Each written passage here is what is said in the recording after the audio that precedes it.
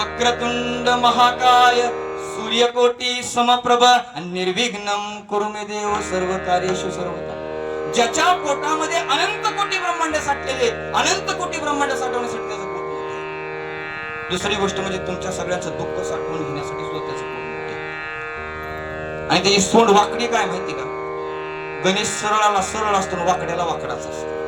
आणि म्हणून हे सगळं तुमच्या लक्षात येऊन आजचा तास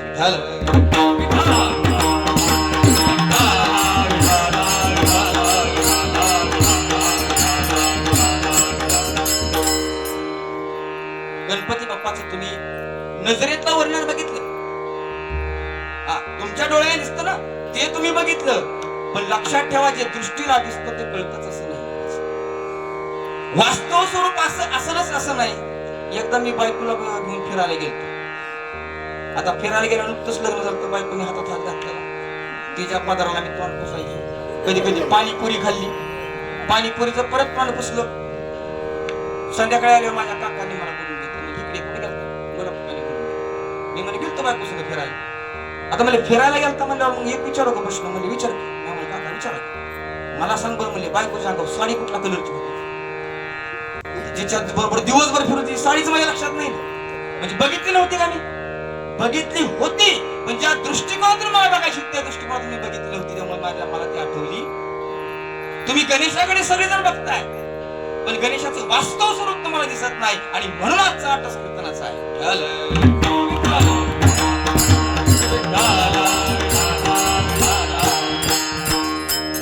आणि म्हणून तुमच्या समोर अभंग ठेवलाय. ओंकार प्रधान रूप गणेशाचे. तुम्हाला गणेशाचं वास्तव स्वरूप सांगतो. एक बाई दुसऱ्या बाईला भांडत असते. ती म्हणते तुला मी दिसते अशी सडपातळ, पण तुम्हाला काय वळखलंय तवा? जेव्हा भांडायला लागेल ना मग तवा कळ. म्हातारा होईपर्यंत नवरा सुद्धा असंच म्हणतो, हे बा लय बोल नको, तो काय मला वळखलंय अजून, असं म्हणतात का नाही सगळे? का म्हणतात बरं असं? असं म्हणण्याच्या पाठीमागचं हे कारण आहे की माणसाचं अंतर्मन सगळ्याला कळतच असं नाही. कळतं का? काय काय माणूस लय आपल्या गाठीचं असतं, खुद खुद हसतात, बोलतात, सगळं काढून घेतात आणि गावभर सांगतात. वाशी मनातलं माणसाला कळत नाही. बाह्यरंग सगळ्याला दिसतं, पण अंतरंग दिसत. काले फुललासी वरलिया रंगा, बुस ढोंगा परी रुसन भेडुंगा. माणसं वरल्या रंगाला भुलले हो, पण अंतरंग माहित नाही. गणेशाचं तुम्ही वरचा रंग बघितलं, पण अंतरंग बघितलाय. अंतरंग सांगण्यासाठी आजची कीर्तन शिका. अंतरीची घेतो गोडे पाय पडी भावानी, देव गोयला देव गोयला हो, देव गोयला बिनाचा. अंतरीची घेतो गोडी, पाय पडी भावानी, देव गोयला देव गोयला, देव गोयला बिनाचा. अंतरीची घेतो गोडी कोणी केलं? मच्छिंद्रनाथाने ग्रहण केलं. मच्छिंद्राने बोध गोरक्षाशी केला. गोरक्ष वळला गहिनी प्रती, गहिनी प्रसादे निवृत्ती दातार, ज्ञानदेवा सारे चोजाविले. आदिनाथ गुरु सकळ सिद्धांचा मच्छिंद्राचा मुख्य शिष्य मच्छिंद्राने बोध गोरक्ष केला. गोरक्ष वळला गहिनी प्रती.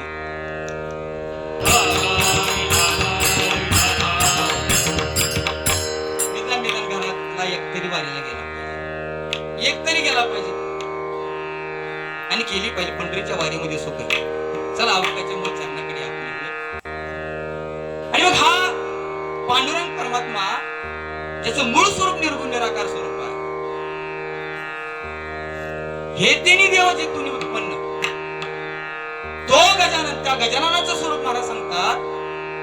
म्हणतात तो गजानन कसा निर्माण झाला किंवा त्याची उत्पत्ती करायची गरज का लागली. तर 4 वाणी 4 खाणी 184 जीवनी जेने निर्मिले लोक तिने तो देव, आणि त्या देवाची प्राप्ती करण्यासाठी माणसाला शक्य नव्हतं, कारण त्याला रूपच नव्हतं. फलपली मला त्याला रूपच नव्हतं. आता रूप नाही मला त्याची पूजा कशी करायची? आता तो निर्गुण आहे, निर्गुण आहे, निराकार आहे, त्याची पूजा करता येते का? नाही. हा ही निराकार आहे, ह्याची पूजा करता येते का? ह्याच्या पाया पडता येतात का? नाही पडता येत. आणि मग असा प्रसंग ज्यावेळेस निर्माण झाला त्यावेळेस ते पार्वती मातेच्या डोक्यात आलं. एक दिवस पार्वती माता स्नान करत असतात आणि स्नान करता करता त्यांनी नंदीला उभा केलं. नंदीला सांगितलं पूजा करता येते का? नाही. हा ही निराकार, ह्याची पूजा करता येते का? ह्याच्या पाया पडता येतात का? नाही पडता येत. आणि मग असा प्रसंग ज्यावेळेस निर्माण झाला त्यावेळेस ते पार्वती मातेच्या डोक्यात आलं. एक दिवस पार्वती माता स्नान करत असतात आणि स्नान करता करता त्यांनी नंदीला उभा केलं. नंदीला सांगितलं नंदी इथं उभा राहा, इथनं आतमध्ये कुणाला सोडायचं नाही. पण झालं ना, आता भगवान परमात्मा हे आले ना शिवजी.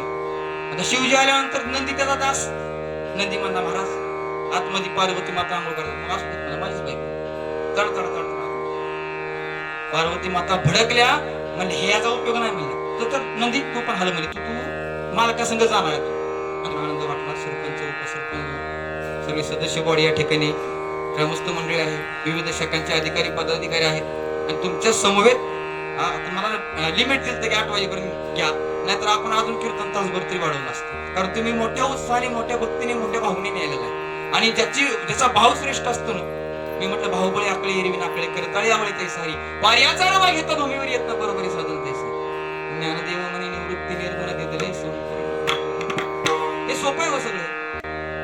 फक्त काय माहिती का, भाव उच्च पाहिजे. तुम्ही भावनेने म्हटलं बसलेला, तुम्हाला श्रवण करायचं होतं आणि मी ठरवलं होतं की आज तुम्हाला गाडात नाही अधिक माहिती द्यायची आणि माझ्या अभ्यासाचाच हा एक भाग मी तुम्हाला सांगण्याचा प्रयत्न केला. अल्पसा प्रयत्न केला. मी तुकोबारांच्या इतकं मी मोठं बोलू शकत नाही, त्यांच्या मना इतकं मी मान सांगू शकत नाही. माझ्या मताचं जे होतं मी तुमच्या पुढे म्हणतो. विठ्ठल